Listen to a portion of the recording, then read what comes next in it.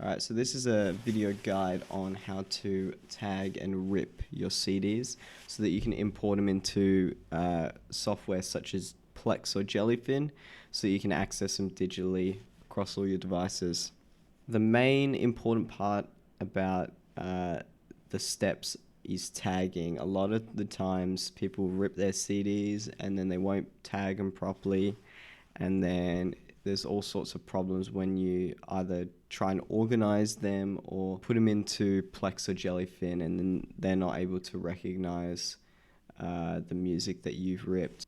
First things first, let's go over how to actually rip a CD. So right now I'm connected to my laptop, which has a CD drive in it, and the software that I'm going to use to rip the CD is called ABCDE. Now this is, I think it's only available on Linux and macOS, but you can use pretty much any program that rips CDs. To install ABCDE, you want to use the AUR and do ABCDE and ABCD Music Brains Meta.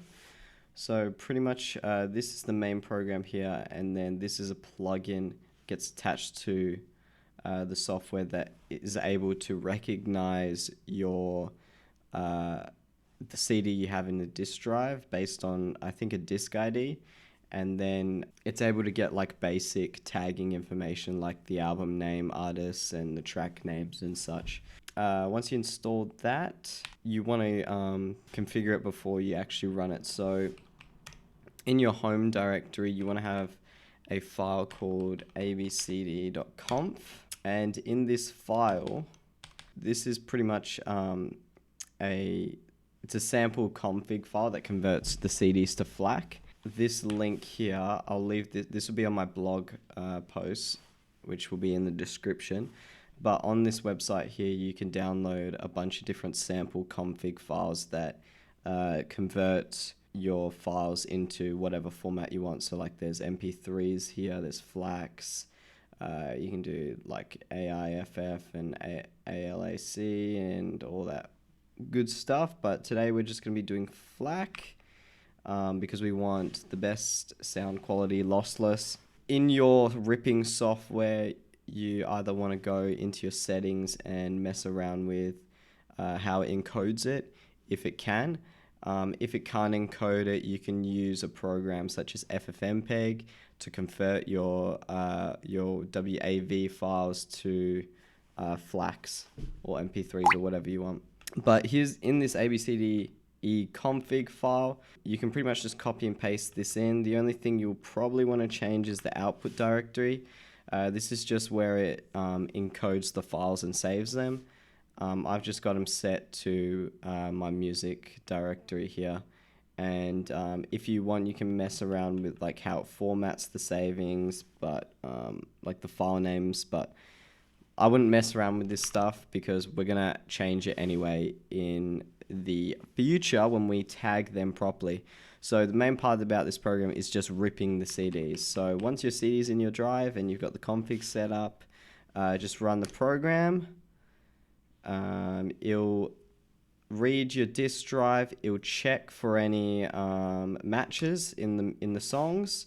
As you can see, it found 2 matches.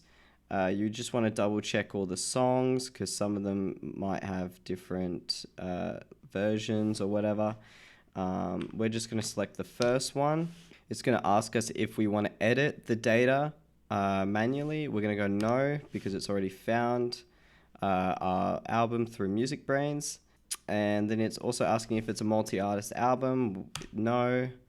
And then once that's done, it will start ripping to your drive. So once all your music is ripped, we can get on to tagging.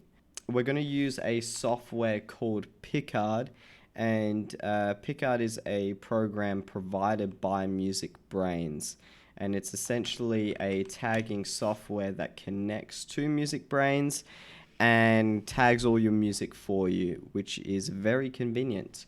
But before we start the tagging, again, we want to go into our settings and mess around with a few things. By default, Picard doesn't do a lot of the stuff that we need it to do. First thing we want to do is fix multiple artist tags. So to do this, we go to options, scripting, and you want to copy and paste this script that will be on my blog, link in the description, into a tagger script, and then you want to enable it and then enable the tagging script. So basically what this does is when it's Picard is picking up your tags for your music, instead of having one artist called, for example, Elton John featuring Queen, instead of that artist being one artist, you want to split it up into two artists, so the track will have an artist called Elton John and an artist called Queen.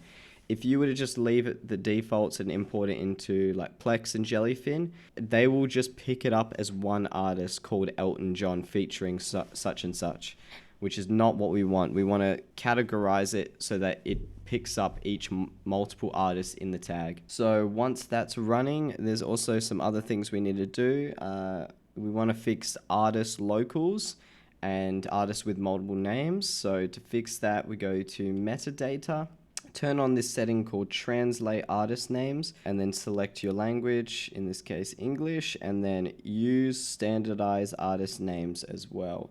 So what this is going to do is basically it's going to fix artists that have multiple names in their life cycle, as well as translate names to their English counterpart if it's not in English for some reason. So an example where this might be the case is if you have albums by the Jacksons and also albums by the Jackson 5. So by default, Picard will just tag it based on what the artist was at release.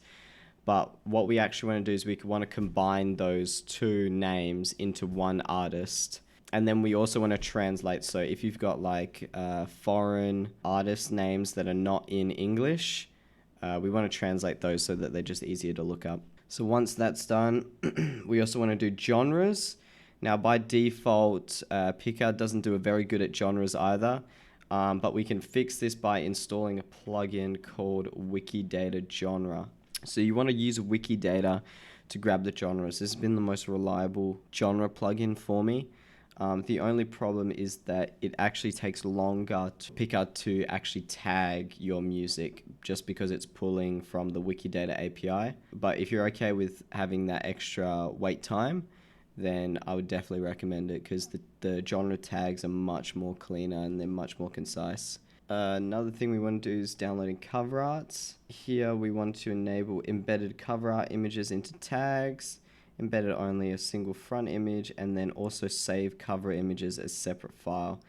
I like to just have it as cover, and this will normally save it as cover.jpg, and also make sure to tick overwrite the file if it already exists, and that way if you're re-tagging or your music already has a cover image in the directory, it will just override it instead of having multiple cover images just clunking up that directory. I think the last thing we want to do is also folder structure. I use Jellyfin, and Jellyfin's folder structure, it wants you to have the artist name, then in that folder are all the album names, and then in those albums are the songs. So the last thing we want to do is renaming the files and the folder structures. So if we go to file naming here, you can set up to move the files, but for me, I'm just going to enable renaming files when saving. And then I have this script here that renames the files by the the track number and then the name of the song. And then if there are multiple CDs, like if there's 2 discs in the album for some reason, then it'll be the disc number, then the track number, and then the name of the song. So again, this will be on the blog. You can copy and paste this in. Yeah, that's pretty much it, what we need to do for Picard. So I'll show you how to actually tag your music. So what you want to do is you want to click add folder, select the place where all your songs are that you've ripped. And then here I've got 49 tracks that have not been tagged by Picard, and they'll be unclustered files. So what we want to do is we want to cluster them, and it should categorize each song based on the current tags. After it's done that, then we want to click look up, and this will make Picard look up the track based on the tags. If it says it can't find it by looking up, you can also scan the songs themselves by scanning the audio fingerprints. And if that doesn't work, then last resort, you can look up the album, in the browser and then import it manually. All right, I forgot to mention that if your album isn't actually in the MusicBrainz database, you can actually add it yourself for free. So what you want to do is you want to make an account on the MusicBrainz website, put in all the information on your CD that you have in your hand. There's guides on the internet that show you how to do it. Just look up how to add a release onto MusicBrainz. And then once you've added it into their database, you can then use Picard to tag it with that specific release. But here it's picked up 3 of our songs, 3 of our albums. Now before we save, we want to double check that these are actually the correct releases. So what I do is, this number here is called the catalog number. Things I like to check to make sure it's on the right release is the catalog number, the barcode on the back, and then somewhere it will also say where it's made. I don't know if you can see, but on here it says made in Germany. So we know this is German release. So if we go to the album here, what you want to do is you want to right click, other versions, double check that that's the right version. And this album actually only has 1 release in the database, so that works out for us. But let's see, the Eminem Show will probably have multiple releases, so let's do that one. Yeah. Okay, so selected one from, I think ZA might be Africa, I'm not sure. On this CD here, the catalog number is 4932902. So we'll look here to see 4932902. And we can see there's one here. Now, there might be releases with the same catalog number. If that's the case, that's where you do the extra double checking for the barcodes, because the barcodes will most likely be different. And then also the country of origin. So we selected Great Britain one. The barcode is 920. Yep, so that's the correct barcode. Okay, actually this is wrong. So this one was not made in Great Britain, this was made in Australia, but I can see there's an Australian version that says 4932902. That's the same catalog number. If we select that, 92, yep, so the barcodes are the same, the release, the country of origin is the same, and the catalogs are the same. So that's the correct version. And then we'll do this last one as well. I think this has already picked up the correct one. So if we go 72438 36352, yep, that's the correct one. We'll check the barcode. Should end in 429. Yes, it does. And yes, that's the correct version. So now that you've selected all the correct versions of your albums, you just highlight everything, click save, and click OK, and then that will tag these songs for you. So I'll just pause and come back, and when this is done, I'll show you how to import these into Jellyfin. Okay, so those songs finished tagging. I'm now in the directory where I did the tagging, so we can see this is the structure that Jellyfin wants you to have. So you want to have the artist name, and then inside the artist name you have the name of the album, and then your songs. So we can see that the songs tagged with the cover, they've been renamed so you know what each one is, and they've got the cover file as well inside, and then there's also a .m3u file which we don't need. So what I tend to do is I tend to just run this command here, and that just removes all the .m3u files in this folder. So that's done. We also had Eternal